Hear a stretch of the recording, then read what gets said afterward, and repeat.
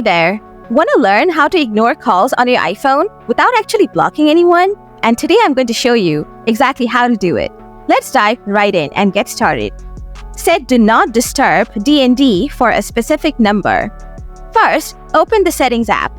Scroll down until you find Focus. Tap the plus icon. Choose Custom. Type Ignores as the name. Tap Next. Now tap Customize Focus. Under the Silence Notification section, tap Add People. Find the contact you want to ignore and tap Done. Tap Next. Here, choose Allow Calls From and select Everyone if you want to receive calls from everyone. However, if you only want to get calls from contacts you have saved, select Contacts Only. After that, swipe down from the top to open the Control Center.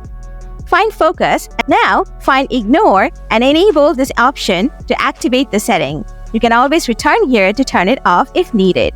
And that's it!